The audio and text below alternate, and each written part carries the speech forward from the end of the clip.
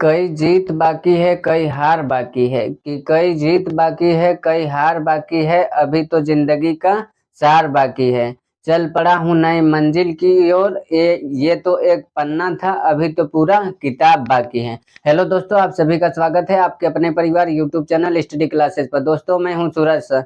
तो आज आपके लिए लाए हैं कि ज्योमेट्री यानी कि ज्यामिति क्या होता है, क्या कैसे ज्यामिति को हमें पढ़ना होता है, क्या क्या चीजें हैं ज्योमेट्री के अंदर जो कि हमें जानना होता है। तो आज हम आपको बताएंगे ज्योमेट्री के बारे में। तो अगर हमारे जिन दोस्तों को लगता है कि हमें ज्योमेट्री नहीं आती, तो हम आज आपको सिखाने वाले हैं कि ज्योमेट्री आएगी और आपको सिखा के ही जाएंगे हम। तो हम एकदम बेसिक से आपको ज्योमेट्री के बारे में पढ़ाने वाले हैं। तो आप बने रहिएगा इस वीडियो में, जाइएगा नहीं कहीं। तो अब हम आपसे बात करेंगे कि ज्योमेट्री के बारे में। तो सबसे पहले बात आएगी ज्योमेट्री यानी कि जियोमेट्री के बारे में। जियोमेट्री यानी कि ज्यामिति के बारे में। ज्यामिति ज्यामिति इसी को एक नाम से और जानते हैं, जिसे क्या कहते हैं? रेखा गणित कहते हैं। रेखा गणित। जियोमेट्री यानी कि ज्यामिति, इसे एक नाम से और जानते हैं जिसे क्या कहते हैं?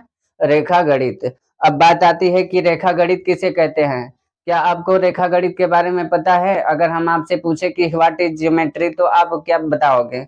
क्या आपको पता है? अगर पता है तो अच्छी बात है, नहीं पता है तो हम आपके सामने डिफिनीशन बोल दे रहे हैं, आप तो चाहो तो उसे नोट कर सकते हो। तो मैथमेटिक का एक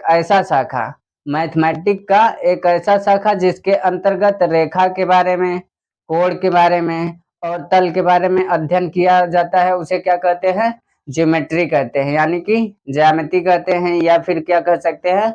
रेखा गणित कहते हैं। अब फिर बात आती है कि रेखा गणित तो मानो चलो ये हो गया रेखा गणित। रेखा गणित मैंने जान लिया कि मैथमेटिक का ऐसा शाखा जिसके अंतर्गत हमें कोण के बारे में, रेखा के बारे में और तल के बारे में अध्ययन करते हैं, क्या कहलाता है? हमारा ज्योमेट्री कहलाता है। अब बात आती है कि ज्योमेट्री तो हो गया, अब बात आती है कि ज्योमेट्री के पिता कौन है, किसने खोज किया था ज्योमेट्री का, क्यों हमें पढ़ना जरूरी है ज्योमेट्री के बारे में। तो हम इन सभी चीजों को हम इस वीडियो के माध्यम से आप लोगों को समझाने वाले हैं। तो अब बात आती है कि ज्योमेट्री के पिता कौन थे, यानी कि फादर ऑफ ज्योमेट्री। तो आप कौन थे? पिता इनके थे यूक्लिड, यानी कि ज्योमेट्री का पिता कौन थे? यूक्लिड को कहा जाता है। किसको कहा जाता है? यूक्लिड को कहा जाता है ज्योमेट्री के पिता। ये तो कि कुछ थी आपकी बेसिक चीजें जो कि मैंने बता दिया।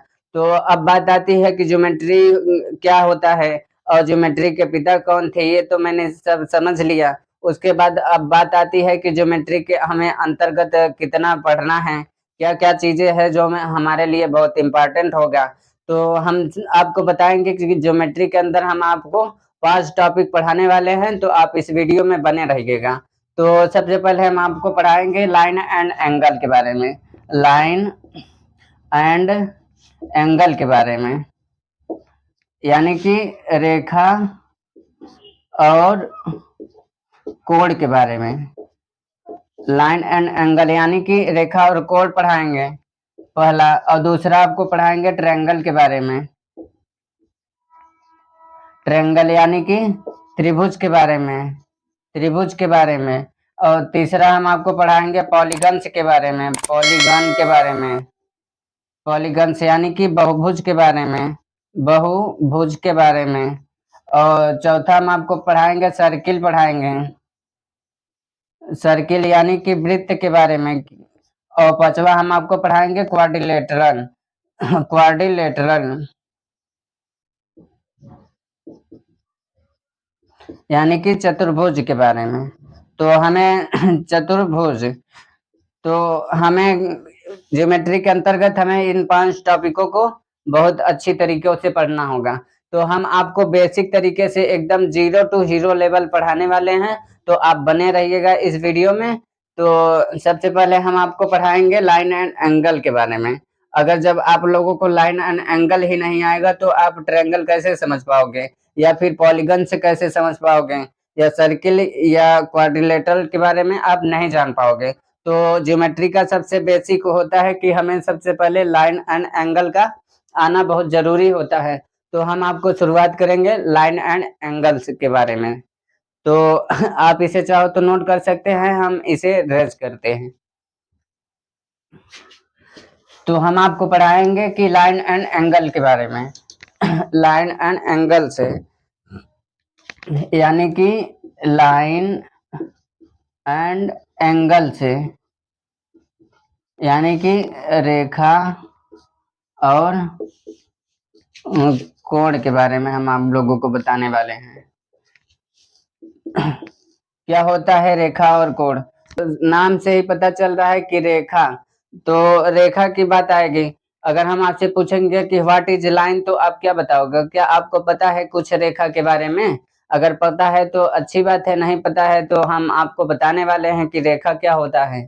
तो आप कहोगे, अगर हम पूछे आपसे कि व्हाट इज लाइन, तो आप कहोगे सर ये जो है ना, ये आपका ये क्या है? लाइन है। तो मैंने कहा चलो ठीक है, ये तो लाइन है, लेकिन आप इसे डिफाइन करके बताओ कि ये लाइन है। क्या आपको पता है कि रेखा का निर्माण कैसे हुआ?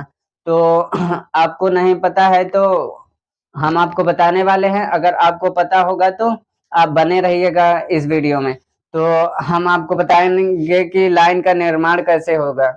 तो लाइन हमें पढ़ने से पहले हमें कुछ बेसिक चीज़ों को जानना बहुत ज़रूरी होता है। तो बेसिक चीज़ें क्या है इसमें? तो लाइन से पढ़ने से पहले हमें ये पता होना चाहिए कि बिंदु किसे कहते हैं, यानी कि बिंदु बिंदु के बारे में, यानी कि पॉइंट जिसे कहते हैं। पॉइंट किसे कहते हैं? तो क्या आपको पता है पॉइंट के बारे में? तो पॉइंट किसे कहते हैं? अगर हम आपसे पूछे कि व्हाट इज पॉइंट, तो आप क्या बताओगे? क्या आपको पता है पॉइंट के बारे में? अगर पता है तो अच्छी बात है, नहीं पता है तो हम आपको बताने वाले हैं। तो पॉइंट की परिभाषा क्या होगी, हम आपके सामने बोल दे रहे हैं, आप चाहो तो उसे नोट कर सकते हो। तो एक ऐसा वृत्त जिसका त्रिज्या क्या हो? शून्य हो, पॉइंट कहलाता है। फिर से सुनिए, एक ऐसा वृत्त जिसका त्रिज्या शून्य हो क्या कहलाता है? पॉइंट कहलाता है। पॉइंट अनडिफाइन होता है, पॉइंट की कोई परिभाषा नहीं। की पॉइंट की केवल कल्पना की जा सकती है। तो अब बात आती है कि पॉइंट तो हो गया, चलो अगर हम फॉर एग्जाम्पल के माध्यम से आप लोगों को समझाएं कि पॉइंट के बारे में कुछ, अगर हम कह दें कि ये वृत्त है, एक ऐसा वृत्त जिसका त्रिज्या क्या हो? शून्य हो, पॉइंट कहलाता है। तो अगर हम आपसे कहे कि ये वृत्त है, क्या ये पॉइंट है आपका? तो कहोगे नहीं सर, इसका रेडियस कुछ ना कुछ तो है। तो अगर हम कल के दिन मानो आपसे ये कहे कि सर इसका बताइए, क्या ये इससे पॉइंट आप कह सकते हो? तो आप कहोगे नहीं सर, इससे पॉइंट नहीं कर सकते, क्योंकि इसका त्रिज्या कुछ ना कुछ तो है। तो आप कहोगे, अगर हम आपसे पूछे कि ये पॉइंट है, तो आप कहोगे हाँ जी सर, ये पॉइंट है आपका, क्योंकि इसका रेडियस क्या है? आप यहाँ 0 है। तो एक ऐसा वृत्त जिसका रेडियस क्या हो? 0 डिग्री हो, वो क्या कहलाता है आपका? पॉइंट। पॉइंट की केवल कल्पना की जा सकती है, पर पॉइंट अनडिफाइन होता है। अब बात आती है, मैंने पॉइंट को तो समझ लिया, अब पॉइंट के प्रकार की बात करते हैं हम। तो क्या आपको पता है कि पॉइंट के प्रकार कितने होते हैं? बिंदु यानी कि कितने प्रकार के होते हैं? तो हम बात करेंगे कि बिंदु के प्रकार के बारे में। बिंदु के प्रकार, बिंदु के प्रकार के बारे में, यानी कि टाइप ऑफ पॉइंट के बारे में। बिंदु के प्रकार, बिंदु कितने प्रकार के होते हैं? तो बिंदु 2 प्रकार के होते हैं। सबसे पहला होता है संरेख बिंदु, संरेख एवं असंरेख बिंदु। असंरेख बिंदु यानी कि कोलिनियर एंड नॉन कोलिनियर।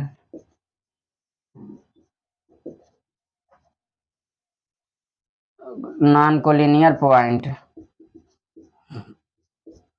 यानी कि संरेख बिंदु।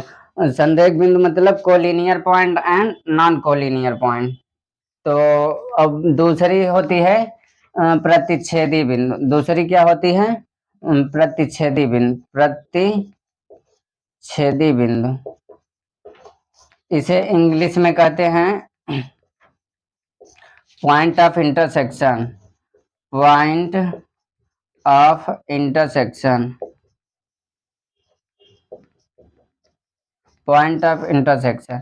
तो बिंदु दो प्रकार के होते हैं। पहला होता है संरेख एवं असंरेख बिंदु यानी कि collinear and non collinear point, और दूसरा होता है प्रतिच्छेदी बिंदु यानी कि पॉइंट ऑफ इंटरसेक्शन।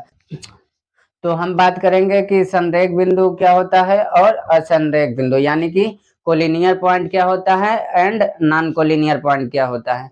तो हम आपको बता दे रहे हैं कि कोलिनियर पॉइंट क्या होता है। अगर आप चाहो तो उसे नोट कर सकते हो, हम आपके सामने डिफिनीशन को बोल ही दे रहे हैं। तो कोलिनियर पॉइंट किसे कहते हैं? तो जब तीन या तीन से अधिक बिंदु एक सीधी रेखा में हो तो उसे क्या कहते हैं? कोलिनियर पॉइंट यानी कि संरेख बिंदु कहेंगे, अन्यथा असंरेख बिंदु। अगर हम फॉर एग्जांपल के माध्यम से आपको समझाएं, अगर हम कल के दिन मानो आपसे ये कहे कि ये एक बिंदु, दो बिंदु और ये तीन बिंदु एक सीधी रेखा में, तो इसे आप क्या कहोगे? कोलिनियर पॉइंट कहोगे। तीन से अधिक भी बिंदु हो सकती हैं, एक सीधी रेखा में होनी चाहिए, तो ये आपकी क्या कहलाएगी? Collinear point. अन्यथा अन्यथा नॉन कोलिनियर पॉइंट कहलाती है। अगर आपको ये पता हो गया कि कोलिनियर पॉइंट किसे कहते हैं, जब तीन या तीन से अधिक बिंदु एक सीधी रेखा में हो तो उसे आप क्या कहोगे? Collinear point. अब बात आती है कि अनकोलिनियर पॉइंट किसे कहते हैं, यानी कि सॉरी, अब बात आती है कि असंरेख बिंदु किसे कहते हैं, यानी कि नॉन कोलिनियर पॉइंट किसे कहते हैं। तो जब तीन या तीन से अधिक बिंदु एक सीधी रेखा में न हो तो उसे क्या कहते हैं? नॉन कोलिनियर पॉइंट कहते हैं। अगर हम आपको एग्जाम्पल के माध्यम से समझाएं, तो जैसे हम कहें कि एक बिंदु, दो बिंदु, तीन बिंदु, ये तीन बिंदु एक सीधी रेखा में नहीं है, तो क्या है? ये आपस में नॉन कोलिनियर पॉइंट है। क्या कहलाएगा आपका? Non collinear point. एक बिंदु यहाँ है, एक बिंदु यहाँ है और एक बिंदु यहाँ है, एक सीधी रेखा में नहीं है, तो आपका क्या होगा? नॉन कोलिनियर पॉइंट कहलाएगा। तो अब बात आती है, अगर मानो कल के दिन आपसे एग्जामिनर पूछ लिया कि तीन नॉन कोलिनियर पॉइंट्स आपस में मिलकर क्या बनाते हैं, तो एक त्रिभुज का निर्माण करते हैं। तो आप क्या बताओगे? एक त्रिभुज का निर्माण करते हैं, जो कि तीन असंरेख बिंदु आपस में मिलकर क्या बनाते हैं? तो एक क्या करते हैं? ट्रायंगल का निर्माण करते हैं। किसका निर्माण करते हैं? ट्रायंगल का निर्माण करते हैं। अब बात आती है दूसरी, यानी कि प्रतिच्छेदी बिंदु किसे कहते हैं, यानी कि पॉइंट ऑफ इंटरसेक्शन के बारे में आपको बताने वाले हैं। तो क्या होता है पॉइंट ऑफ इंटरसेक्शन, क्या आपको पता है? नहीं पता तो हम आपको बताने वाले हैं कि क्या होता है पॉइंट ऑफ इंटरसेक्शन के बारे में।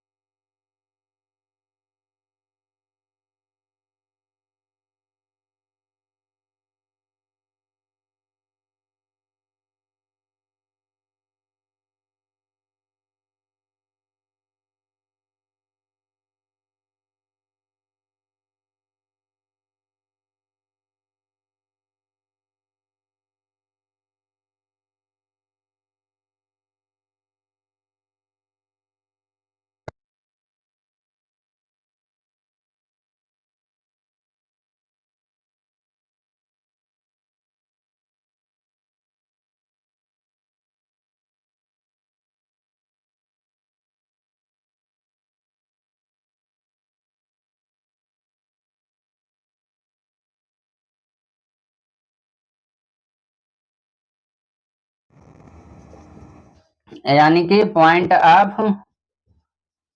ऑफ इंटरसेक्शन कहोगे। पॉइंट ऑफ इंटरसेक्शन, इस बिंदु को आप क्या कहोगे? Point of intersection. और ये जो सारी लाइनें हैं ये आपस में क्या कहलाती हैं? संगामी रेखा कहलाती है। ये जो सारी लाइनें आपस में हैं ये क्या कहलाएंगी? संगामी रेखा। संगामी रेखा कहलाती हैं, यानी कि कॉन्करेंट लाइन। कॉन्करेंट लाइन कहलाती हैं। तो आपने आज सीखा कि ज्योमेट्री क्या होता है, ज्योमेट्री की परिभाषा सीखा, यानी कि रेखा गणित क्या होता है, रेखा गणित की डिफिनीशन निको से समझ लिया। उसके बाद मैंने आप लोगों को बताया कि उसके बाद मैंने आपको बताया कि रेखा गणित के पिता कौन थे, किसने खोज किया था रेखा गणित के। उसके बाद फिर मैंने आप लोगों को बताया कि रेखा गणित के अंदर अंतर्गत हमें क्या क्या चीजें हैं जो हम पढ़ना है। तो मैंने आपको 5 टॉपिकों की बात की थी। उसके बाद मैंने आपको बताया था लाइन एंड एंगल से हम शुरुआत करेंगे। उसके बाद फिर आपको मैंने बताया कि बिंदु क्या होता है, बिंदु कितने प्रकार के होते हैं, कौन कौन से होते हैं। तो जिसमें हमने आपको बताया बिंदु 2 प्रकार के होते हैं, पहला संरेख एवं असंरेख बिंदु और दूसरा प्रतिच्छेदी बिंदु। यानी कि पहला collinear and non collinear point और दूसरा क्या है? पॉइंट ऑफ इंटरसेक्शन के बारे में मैंने आपको बताया। तो संरेख बिंदु क्या होते हैं और असंरेख बिंदु क्या होते हैं, इन सभी का चर्चा मैंने इस वीडियो के माध्यम से कर दिया है।